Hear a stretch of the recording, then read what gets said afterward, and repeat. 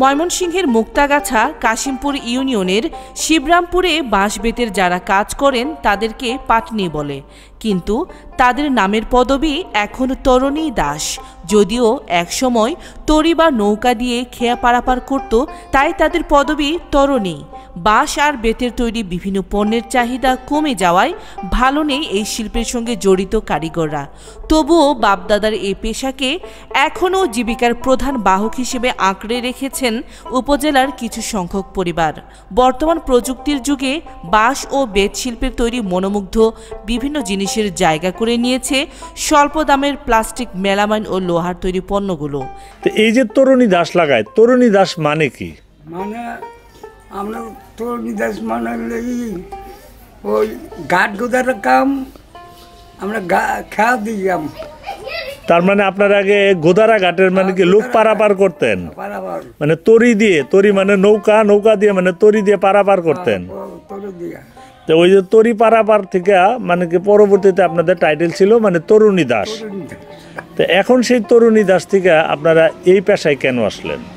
ঘাট গোদার দেশে নাই, টাঙ্গাইল ডিস্ট্রিক্টে নদী এলাকায় সব দিকেই আছে। আপনাদের পূর্বপুরুষরা কোন এলাকার ছিলেন? আপনাদের অরিজিনাল বাড়ি কোন? বাঁশ ও বেতের তৈরি মনোমুগ্ধকর সেই সব পণ্য এখন হারিয়ে যাওয়ার পথে। কদর না থাকায় গ্রামগঞ্জ থেকে হারিয়ে যাচ্ছে ঐতিহ্যবাহী বাঁশের তৈরি বিভিন্ন নিত্য প্রয়োজনীয় আকর্ষণীয় আসবাবপত্রগুলো। অভাবের তাড়নায় এই শিল্পের কারিগররা দীর্ঘদিনের বাপদাদার পেশা ছেড়ে আজ অনেকে অন্য পেশার দিকে ছুটছে। শত অভাব অনটনের মাঝেও উপজেলায় হাতে গোনা কয়েকটি পরিবার আজও পৈতৃক এই পেশাটি ধরে রেখেছেন। সরেজমিনে গিয়ে দেখা গেছে বর্তমানে এখানে প্রায় 30টি পরিবারই এই শিল্পটি ধরে রেখেছেন, যেখানে এক যুগ আগেও এই উপজেলায় 4 শতাধিক পরিবার এই পেশার সাথে সম্পৃক্ত ছিল। আপনার এই ব্যবসা তো আপনার মনে হয় যে এই যে দোকান দিয়েছেন, এটা কি আপনারা নিজেরাই তৈরি করেন নাকি? এখন সেই আগের যে জিনিসগুলি চলতো আর বর্তমান জিনিসের এই যে বেচা কিনি, এই বিষয়ে আপনার কি মন্তব্য? কিরকম বাজার মতামত? আগে ধরেন প্রতি বাড়িতে কৃষকরা কৃষি কাজ করতো, তখন তো মনে করেন নানান ধরনের অত্যাধুনিক জিনিস নামছে, বাঁশের পণ্যটা মানে একবার সীমিত আকারে চলে। পুরুষদের পাশাপাশি সংসারের কাজ শেষ করে নারী কারিগররাই বেশিরভাগ বাঁশ দিয়ে এসব পণ্য তৈরি করে থাকেন। বর্তমানে বেত তেমন সহজলভ্য না হওয়ায় বাঁশ দিয়েই বেশি এইসব চিরচেনা পণ্য তৈরি করছেন এই কারিগররা। বাঁশ বেতের কাজের সাথে আপনি কত বছর যাবত জড়িত? 40 বছর। এই যে 40 বছর যাবত যে কাজ করেন, বর্তমানে এই কাজের মানে চাহিদা কিরকম?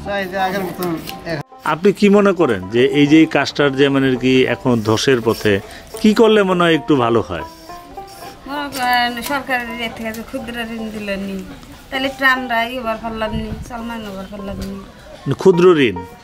আধুনিকতার যুগে বাজারে সহজলভ্য ও আকর্ষণীয় বিভিন্ন প্লাস্টিক পণ্য ও অন্যান্য দ্রব্যের মূল্যের সাথে প্রতিযোগিতায় টিকতে না পারায় এই শিল্পের অনেক কারিগররাই তাদের বাপদাদার পেশা থেকে মুখ ফিরিয়ে নিচ্ছেন।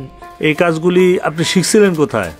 এটা আমাদের বাপদাদা সবাই এই কাজটাই করছে, আমরা সবাই এই কাজটাই, মানে জন্মসূত্রে আর কি এই বাপদাদার কাছ থেকে এই কাজটা শিখছেন। গ্রাম বাংলার ঐতিহ্যবাহী এসব বাঁশ শিল্পের কারিগররা তাদের পূর্বপুরুষের এই পেশা আঁকড়ে ধরে রাখার আপ্রাণ চেষ্টা করেও হিমশিম খাচ্ছেন। দিন দিন বিভিন্ন জিনিসপত্রের মূল্য যেভাবে বাড়ছে, তার সাথে পাল্লা দিয়ে বাড়ছে না এই শিল্পের তৈরি বিভিন্ন পণ্যের মূল্য, যার কারণে কারিগররা জীবন সংসারে টিকে থাকতে হিমশিম খাচ্ছেন। এক সময় যে বাঁশ 20 থেকে 30 টাকায় পাওয়া যেত, সেই বাঁশ বর্তমান বাজারে কিনতে হচ্ছে 200 থেকে 250 টাকা।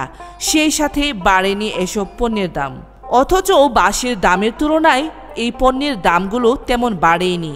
বেড়েছে ফিশারি, নেই বাঁশ ছাড়। জনসংখ্যা বৃদ্ধি সহ ঘরবাড়ি নির্মাণে যে পরিমাণ বাঁশের প্রয়োজন, সে পরিমাণ বাঁশের ঝাড় বৃদ্ধি পাচ্ছে না। এর ফলে বর্তমানে এই পেশার সাথে সম্পৃক্ত পরিবারগুলো আগ্রহ হারাচ্ছে। প্রিয় ভিউয়ার্স, ইতিহাস, ঐতিহ্য আর প্রকৃত বাংলার মুখ দেখতে সময় কথা বলে সঙ্গে থাকুন। সাবস্ক্রাইব, কমেন্টস করে আমাদের সামনের কাজগুলো করার অনুপ্রেরণা দিন।